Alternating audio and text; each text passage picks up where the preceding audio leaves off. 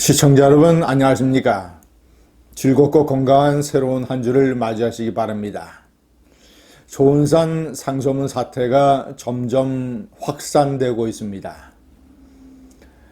림태주라는 시인이 왕이 상소문에 대해서 하교를 내리는 형식으로 글을 청와대 청원에 올렸습니다. 물론 문재인의 글은 아닙니다. 그러나 친문재인 성향이기 때문에 문재인의 생각과 상당 부분 일치할 것으로 보입니다. 그런데 하교라는 형식, 물론 이제 그 하교에 대해서 다시 이 조은산 상소문 도사가 재반박하는 글을 자신의 블로그에 올렸습니다. 그 글 이전에 이 상소문에 대한 하교라는 형식의 글이 얼마나 문장력, 내용, 논리에서 격이 떨어지는가, 특히 논리에서 무엇이 틀렸는가, 제가 네 가지로 정리를 해서 한번 설명을 해드리겠습니다. 첫 번째, 선왕 때는 아첨뿐이었고 지금은 아첨이 없다라는 논리를 개진을 하고 있습니다. 선왕의 출신이 거칠고 칼을 내세워 말하는 시기에는 신하들이 머리를 조아려 따르고 아첨하기 일쑤였다. 박정희 대통령, 전두환 대통령 일종의 그 권위주의 정권을 얘기하는 것 같습니다.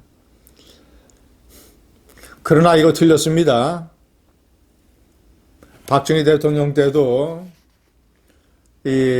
특히 저 경제 분야 이런 데는 오원철 경제 이수석을 중심으로 해서 중화공업 방위산업 전적으로 맡기고 의견을 듣고 부하 사람들의 정책을 따르고, 자, 그리고 청와대의 특보회의에서는 밤에 막걸리를 먹으면서 박정희 대통령의 통치에 대해서 건의하고 싫은 소리를 하는 사람들의 얘기도 다 들었습니다. 또 청와대 내 야당이라고 하는 유경수 여사가 있었습니다. 전두환 대통령 때는 어떻습니까? 경제는 자네가 대통령이야. 김재희 경제수석에게 경제 분야를 일이 맡지 않았습니까? 자, 그런데 뭐 지금은 일사불란하지 않고 편전에서 분분하고 국회에서 분분하고 저작거리에서 분분한 활짝 핀 의견들이라고 얘기를 했습니다. 국회에서 분분한 것은 여야가 다투는 것이고 민주당 내에서는 분분한 것이 없이 완전히 일사불란하게 아첨 일색 아닙니까? 이것도 틀렸고,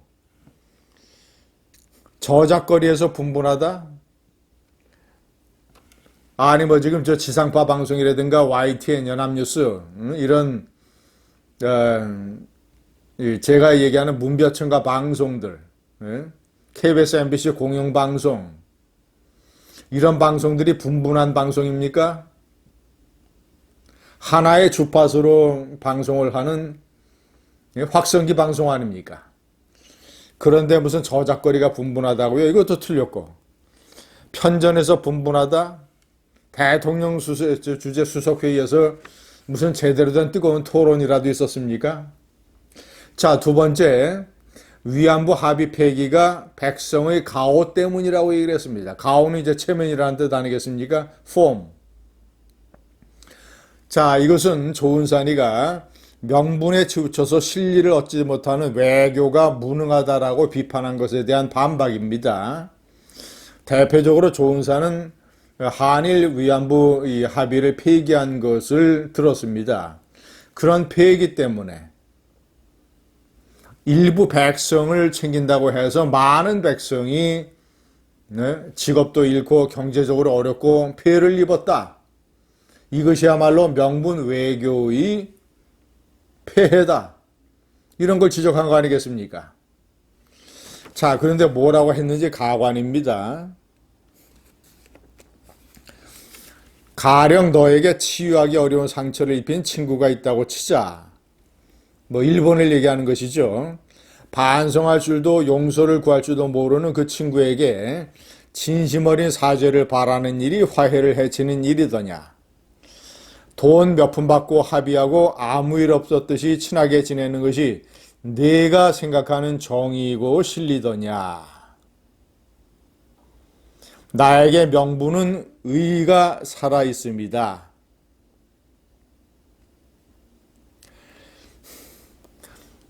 무릇 백성의 진리는 돈이 아니라 가오에 있지 않더냐. 이런 한심한 소리를 반박문이라고 내고 있습니다. 아니, 일본이 위안부 문제에 대해서 반성을 안 했습니까? 용서를 구하지 않았습니까? 일본 국가 돈으로 100억 원을 출연을 해서 위안부에 대해서 피해 보상을 하고, 일본 국가를 대표해서 일본 총리가 사죄를 하고,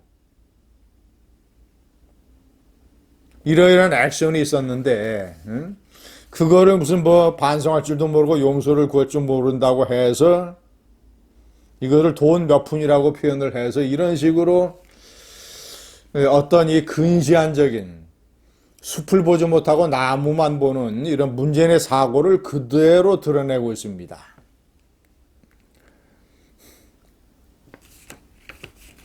백성의 가오, 진정한 백성의 가오라고 하는 것은 일본과 잘 지내서 한일 간의 협력을 통해서 한국이 경제, 국방, 외교에서 크게 발전을 해서 그 길을 하는 것. 그래서 조은산의 표현대로 그때 가서 아베의 머리통을 때리고 아베의 고환을 걷어차할 수 있는 기백을 갖추게 되는 것. 이것이 진정한 백성의 가오를 세우는 것이라는 것을 모르는 근시안적인 우물한 개구리의 논리입니다. 세 번째, 집 없는 자만 백성이라.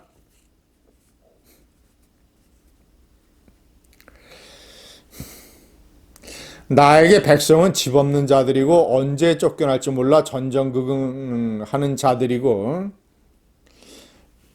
집이 투기 물건이 아니라 가족이 모여 사는 곳이라고 생각하는 자들이다. 수십 채씩 집을 사들여 장사를 해대는 투기꾼들 때문에 자식들이 출가해도 집 한간 마련하지 못할까봐 불안하고, 이런 분노하는 보통 사람들이다.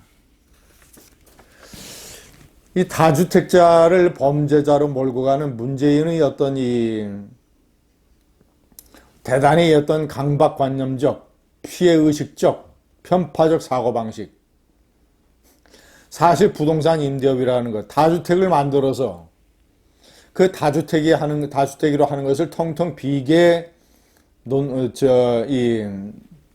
비워놓고 있는 것이 아니지 않습니까? 소유는 다주택자가 하더라도 그 집에는 전세나 월세 입주자가 살고 있는 것 아닙니까? 그런 집들은 사람들이 사는 주거 복지를 제공을 하는 것이고, 임대사업은 이 정부가 장려를 했던 것이고, 그리고 수십 채를 가지고 있는 정말이지 투기꾼이 이 나라 다주택자 중에서 몇 명이나 되겠습니까? 그래서 조은산이 저기에 대놓고, 아니 2천만 3천만 이렇게 갈라서 집 없는 사람만 백성이고 집 있는 사람은 백성이 아니냐, 5천만 전체가 백성이다 라고 재반박하는 것 아니겠습니까? 마지막으로 10마리 중에 잃어버린 한 마리를 돌보는 게 이성이라. 너무나 이 감성에 치우치고 이성적이지 않아서 문제라는 조은산의 지적에 대통령 심정을 대변한다는 림태주는 저렇게 얘기를 했습니다. 한 마리의 양이 중요하지 않다는 것이 아닙니다. 지도자는 전체의 시스템으로 국정을 운영을 해야 되고, 나무보다는 숲을 봐야 되고, 행여 잃어버린 한 마리를 찾는 것에 이상한 에너지와 방식과 시간을 낭비하여 행여 9마리나 10마리 전체를 챙겨야 되는 국가 시스템의 해가 된다면 그것은 지도자로서는 해서는 안 되는 일입니다. 9명과 10마리의 울타리를 튼튼하게 해놓고 그런데 어쩔 수 없이 길을 잃은 한 마리를 그 여력으로 챙기는 것. 사회 안전망. 이것이 중요한 것이지 전체적인 복지의 틀이나 개념을 길을 잃는 한 마리에 중점을 둬서 시행을 했다가는 소탐대실, 나무만 보고 숲을 보지 못하는 정책적 오류를 갖게 됩니다. 다시 한번 말씀드리지만 문장력이나 내용이나 논리에서 너무나 격이 떨어지는 반박문이었습니다. 감사합니다.